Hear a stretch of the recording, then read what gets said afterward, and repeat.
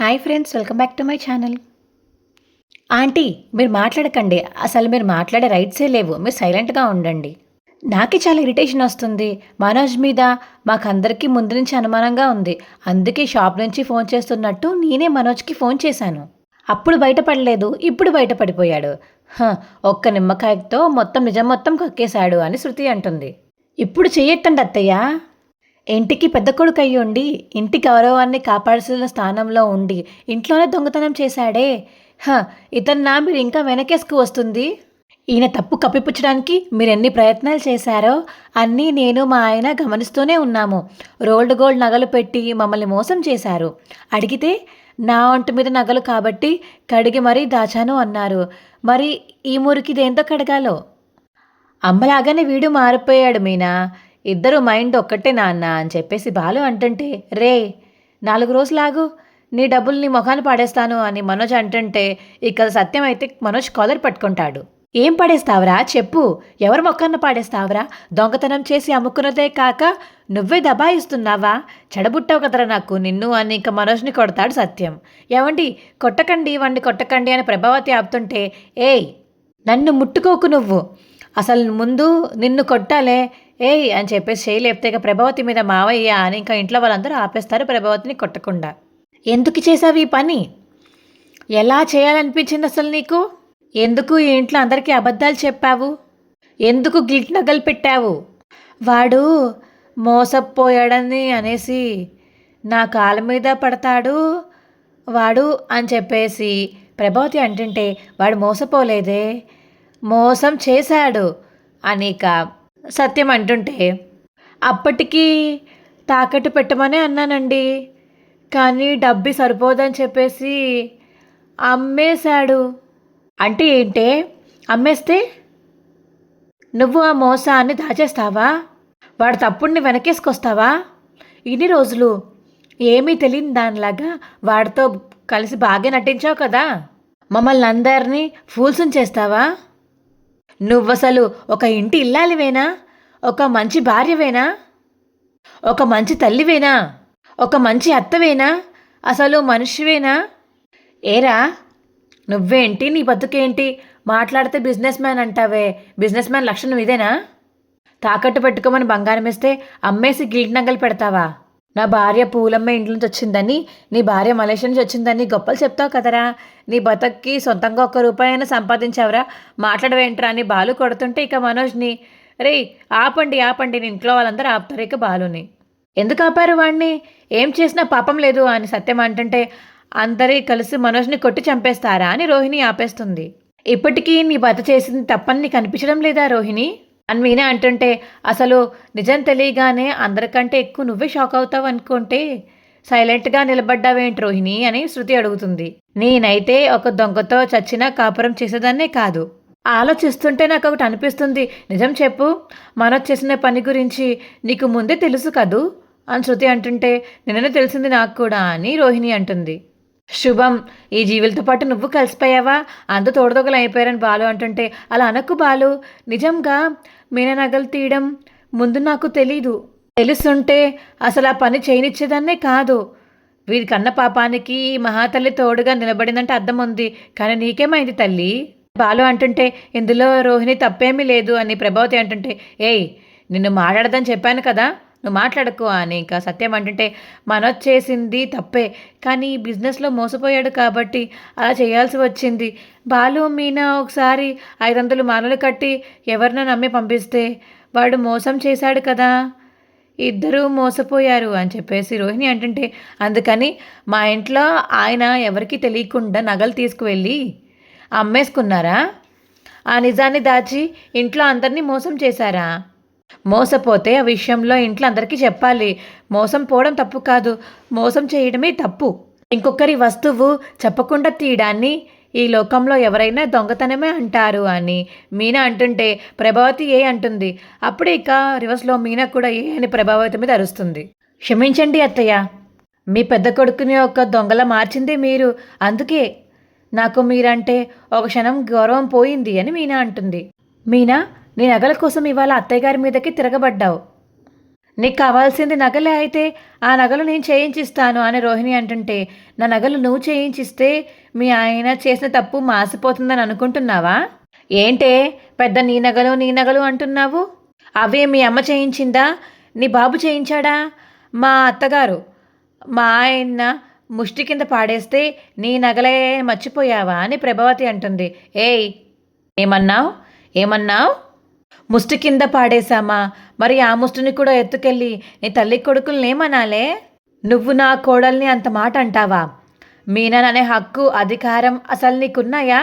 ఏ రోజైనా వాడికి ఒక మంచి తల్లిగా ఉన్నావా? మంచిగా నీతిగా నిజాయితీగా బతకమని నేర్పావా? వాడికి అబద్ధాలు చెప్పడం, మోసాలు చేయడం, దొంగతనాలు చేయడం అన్నీ నువ్వే నేర్పావే. ఇది ఒక తల్లి లక్షణమేనా? ఇదేనా పెంచే పద్ధతి? మోసపోవడం వాడి మూర్ఖత్వం. కానీ ఆ చెమటదద్ద మోసపోతే నగలు తీసిస్తావా? వాడు అమ్మేసుకుంటే ఆ నిజాన్ని నువ్వు కప్పేస్తావా? పైగా మళ్ళీ ఏమీ తెలియనట్టు ఇన్ని రోజులు నటిస్తావా? ఎన్ని తప్పులు మీ ఇద్దరూ చేసింది చాలక ఆ నగలు మీనా వాళ్ళ అమ్మ మార్చిందని నింద వేస్తావా? మా అమ్మ గిల్ట్ బంగారం ఇచ్చిందని మా అమ్మ మీద నింద వేస్తావా? ఎంత ఘోరమైన మనస్తత్వమే నీది! అమ్మో, పక్కలో పామును పెట్టుకున్నట్టు ఇన్నాళ్ళు నీతో ఉన్నానంటేనే ఒళ్ళు జలతరిస్తుంది అని సత్యం అంటాడు. ప్రభావతి షాకింగ్ అలా చూస్తూ ఉండిపోతుంది సత్యాన్ని. నీలాంటి దాంతో ఇంతకాలం కాపురం చేస్తున్నందుకు నా మీద నాకే అసహ్యం వేస్తుంది. ఏవండి అని ప్రభావతి అంటుంటే, చీ నోర్ముయ్, నోర్ముయ్, ఇంకోసారి నన్ను ఏవండి అని పిలవద్దు. అయిపోయింది, అయిపోయింది. నువ్వు నా భార్యవి కాదు, నేను నీ భర్తని కాదు. ఇలాంటి దొంగబుద్ధున్న నీకు నాకు భార్యగా ఉండే అర్హత లేదు నీకు. ఈరోజు నుంచి నీ చేత్తో పచ్చి మంచినీళ్ళు కూడా నేను ముట్టను. అభిమానం గల ఆడదానివి అయితే ఇంకోసారి నా ఎదురుగా నిలబడకు, పోవే అవతలకి అని సత్యం అంటాడు. ఇప్పుడు నేనేం తప్పు చేశానని పూలమ్ముకుని దాని ముందు నా మర్యాద పోయేలా మాట్లాడుతున్నారు? మన కన్న కొడుకు కోసమే కదా అర్థం చేసింది. మీరే అర్థం చేసుకోకపోతే ఇంకెవరు అర్థం చేసుకుంటారండి? నాతో మాట్లాడరు కదా, నా చేతితో మంచినీళ్ళు కూడా తాగరు కదా, నేనే కదా, ఎవరికి అక్కర్లేదు. మంచిదండి, మంచిది. అందరూ నన్ను వదిలేయండి, వెళ్ళేయండి అని చెప్పేసి ఇక తప్పుకోండి అని పైకి వెళ్ళిపోతుంది ప్రభావతి ఏడుస్తూ. ఇక రూమ్ వేసుకుని లోపలికి వెళ్ళిపోవడంతో ఇక సత్యం అయితే హాల్లో అలా కూర్చుని ఉంటాడు. చూడు మనోజ్, ఏ భార్య అయినా భర్త పేదవాడైనా భరిస్తుంది, మోసపోయినంత అమాయకుడైనా సహిస్తుంది, మూదతనానికి పోయి సర్వస్వం పోయిన వాడిని క్షమిస్తుంది. కానీ దొంగబుద్ధి ఉన్నవాడిని, తన కుటుంబాన్నే మోసం చేసేవాడిని అస్సలు క్షమించదు. కానీ నాకు ఇక వేరే దారి లేదు మనోజ్. నిన్ను వదిలిపెట్టి నేను ఎక్కడికి వెళ్ళలేను. చావైనా బతుకైనా నీతోనే అనుకున్నాను. అందుకే ఈసారికి నువ్వు తప్పు చేసినా సర్దుకుపోవాలనుకుంటున్నాను మనోజ్. థ్యాంక్స్ రోహిణి. నా వాళ్ళెవరు నన్ను అర్థం చేసుకోకపోయినా నువ్వైనా అర్థం చేసుకున్నావు. నీ వాళ్ళ తప్పులేదు మనోజ్. కాకపోతే ఇంకా నేను అడ్డు రాకపోతే మావయ్య నిన్ను గెంటేసేలా ఉన్నారు. అందుకే నీ తరపున మాట్లాడాను మనోజ్. సరే, జరిగిపోయింది పక్కన పెట్టు. ఇప్పుడు నీ వల్ల అత్తయ్య మావయ్యతో చాలా మాటలు పడింది. నువ్వే తలుపు తీయమని అడుగు అని రోహిణి అంటుంటే, అమ్మా తలుపు తీయమ్మా, అమ్మా నా వల్లే కదమ్మా నిన్నందరూ తల ఒక మాట అన్నారు.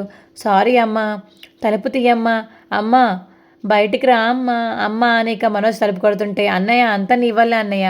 మోసం పోతే ఇంట్లో చెప్పాల్సింది, మోసపోతే దొరికిపోతాను తెలీదా అన్నయ్య? బాలు అన్నయ్య ఇంట్లో మోసానికి ఛాన్సే లేదు.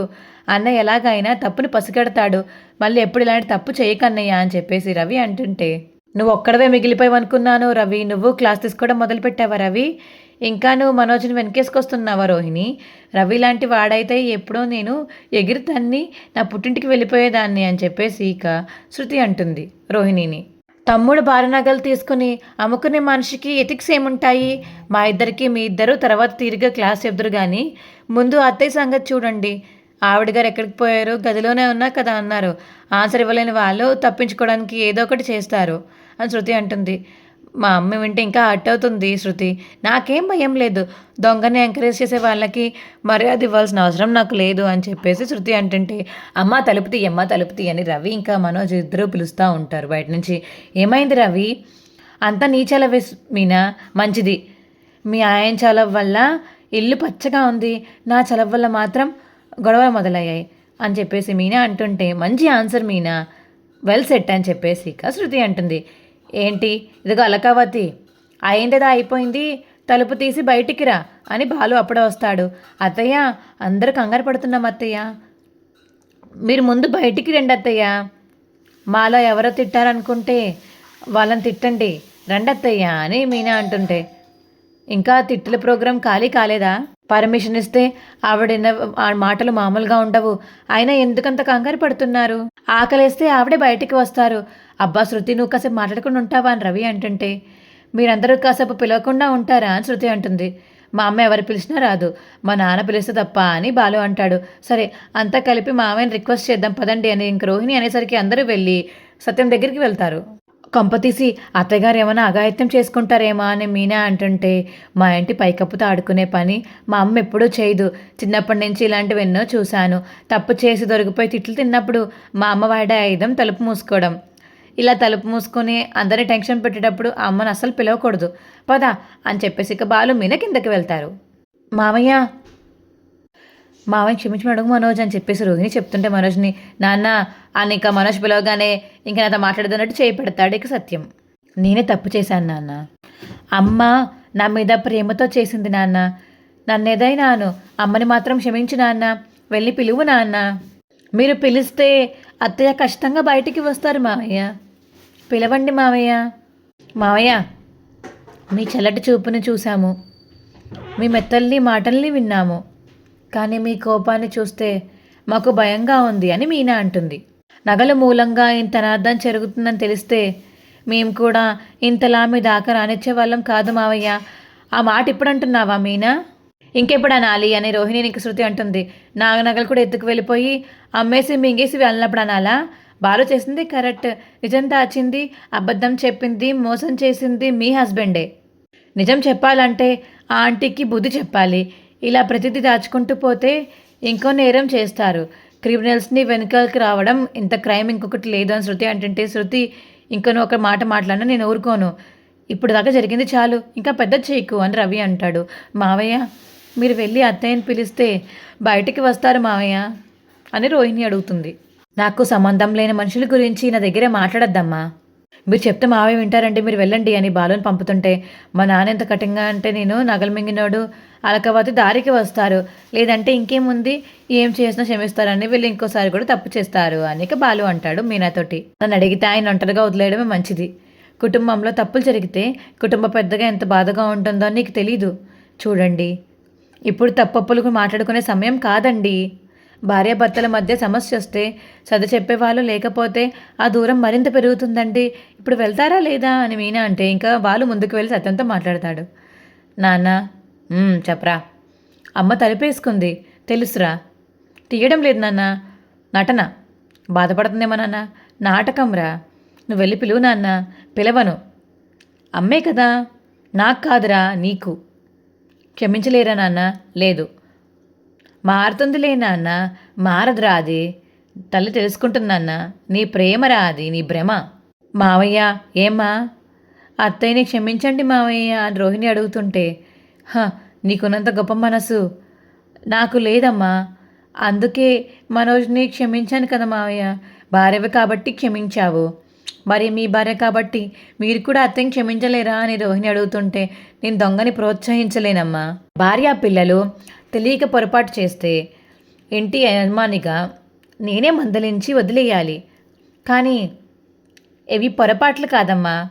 ఇంకొకసారి మనోజ్ తప్పు చేయకుండా నేను చూసుకుంటాను మావయ్య, అప్పుడు తనని వెనకేసుకు రావాల్సిన అవసరం అత్తయ్యకి ఉండదు కదా అని రోహిణి అంటుంటే, నీకు తెలీదమ్మా, వదిలే. సరే, వీడి గురించి పరలం చూసుకుంటున్నంత కదా అమ్మ, నువ్వు క్షమించచ్చు కదా నాన్న. అత్తయ్యని మీరు ఏదో అనాలని మా ఉద్దేశం కాదు మావయ్య, జరిగిన తప్పుల్ని బయట పెట్టాలని ఆయన అలా చేశారు.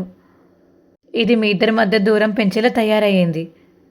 మీరు అత్తయ్యతో మాట్లాడకపోతే ఆ బాధ మాకే కదా మావయ్య అని శృతి అంటుంటే, ఏంటి నాన్న ఇది, ఇంట్లో ఇలాంటివన్నీ జరిగాయి, ఈసారి ఎందుకు ఇంత పట్టుదలగా ఉన్నారు?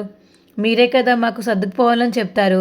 రే రవి, కన్ను తల అంటే సూది దొంగతనం చేసిన రోజునే కొడుకుని మంజలించకపోతే గజ దొంగగా మారిన రోజులు ఏమీ చేయలేరురా.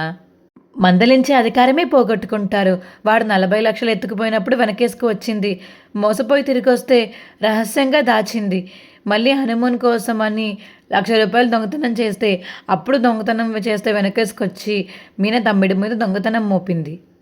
ఉద్యోగం పోగొట్టుకొని పార్కుల్లో పడుకుంటే రోజు నా చేత ఖర్చులకి డబ్బులు ఇప్పించింది. క్యారేజ్ కట్టి పంపించేది. ఇప్పుడు ఇంటి కోడలు నగలు తీసిచ్చిందే కాక అమ్ముకుని వాడొస్తే కాపాడడానికి విశ్వ ప్రయత్నాలు చేసింది. చివరికి మీన తల్లి మీద నిదన వేసింది. నా కళ్ళ తల్లి మీద తప్పు తోచడానికి ప్రయత్నం చేసింది. ఇంకా మీనానే తప్పు పడుతుంది. అలాంటి దాన్ని క్షమిస్తే క్షమాపణకున్న ఔదార్యమే చచ్చిపోతుంది. సహనానికి ఉండే విలువ తగ్గిపోతుంది అని సత్యం అంటుంటే, నానా అని బాలు అంటుంటే, నేను ఇంట్లో ఉండాలా లేకపోతే ఏ గుళ్ళో అరుగులో పడుకోవాలా అని సత్యం అంటాడు. ఇక మిగతా వాళ్ళందరూ వెళ్ళిపోతారు. బాలు మీనా అక్కడే ఉంటారు. నాన్న నువ్వు ప్రశాంతంగా పడుకో. ఏంటి ఎంతసేపు తలుపు తట్టిన వాళ్ళంతా తలుపు మూసుకుని పడుకోవడానికి వెళ్ళిపోయారా మీనా అని ఇక బాలు మీనాతో అంటాడు. ఇక బాలుని కిచెన్ రూమ్లోకి లాక్కొని తీసుకువెళ్తుంది మీనా. ఏమండి మావయ్య గారికి ఏదో సర్ది చెప్పండి అని మీనా అడుగుతుంటే, నాన్నకి ఎప్పుడో కానీ కోపం రాదు కదా మీనా, ఎప్పుడైనా కోప్పడితే వెంటనే చొరబడిపోతారు. నాన్న గురించి నీకు తెలుసు కదా, కానీ ఈసారి కోపం అంత సులభంగా చావదమ్మా. చూసావు కదా ఎంత బతిమాలినా అసలు ఒప్పుకోవడం లేదు. అత్తయ్య గారు రూమ్లో ఏదైనా చేసుకుంటారేమో అండి అని మీనా అంటుంటే, అమ్మ గురించి నువ్వు చాలా ఎక్కువ జాలి చూపిస్తున్నావు మీనా. అంత లేదు అక్కడ. బాత్తో లోపలికి వెళ్ళింది అనుకున్నావా? అందరి ముందు దొరికిపోయింది కదా, మొహం చూపించలేక రూమ్లోకి వెళ్ళిపోయింది. ఎంతసేపు అలాగే ఉంటారండి, ఆకలిసేంతవరకు ఉంటుంది. అదే ఓచుకోగలిగిందంటే తెల్లారే లోపల నిద్రపోయి తెల్లారిన తర్వాత రాత్రి అసలు ఏమీ జరిగినట్టు బయటికి వస్తుంది. చూస్తూ ఉండు. మీరు అంచనంత వేసిన బాగా ఎవరు వేయలేరేమో అత్తయ్య గురించి అని ఇక బాలుని అంటుంది మీనా. ఎక్స్పీరియన్స్ అమ్మా, అమ్మాడి నాటకాలు చూసి చూసి అలసిపోయాను. ఇలాంటివన్నీ మనకి మామూలే అని బాలు అంటాడు. ఇక నెక్స్ట్ వచ్చే ప్రేమలో అయితే, మీ అమ్మ చేసిన తప్పుకు నేను మీకు క్షమాపణ అడుగుతున్నాను అని సత్యం క్షమాపణ చెప్తాడు బాలుకి మీనాకి. అప్పు చేసింది వాడనని తెలిసి నీ తల్లి మీద నా తల్లి మీద వేసిన చూడు, అప్పుడే నాకు దాని వ్యక్తిత్వం మీద అసహ్యం పుట్టింది. మీ మధ్య ఇంత దూరం పెరుగుతుంది అనుకోలేదు నాన్న బాలు అంటుంటే, అప్పుడే ప్రభావతి లోపలికి వస్తుంది. కొంచెం మనశ్శాంతి కావాలి నాకు అనిక, ఈ దుష్టశక్తి ఇక్కడి నుంచి పోతే అది వస్తుంది అని ప్రభావతిని అన్నట్టు ఇంక అక్కడి నుంచి వెళ్ళిపోతాడు సత్యం. ఇక బాలు మీనైతే ప్లాన్ వేస్తారు. బాలుని మావయ్యని అత్తయ్యని ఏదోటి చేసి కలపాలండి అని ఇక మీనా అంటుంది. మా వీడియో మీకు ఎలా అనిపించిందో కింద కామెంట్ సెక్షన్లో తెలియచేయండి. మా వీడియో కనుక నచ్చితే మా వీడియోని లైక్ చేసి మా ఛానల్ని ఇప్పుడే సబ్స్క్రైబ్ చేసుకోండి. పక్కనే ఉన్న గంట సింబల్ మీద క్లిక్ చేయండి. అప్పుడే మేము చేసే వీడియోలు మీకు రోజు వస్తాయి. Bye friends.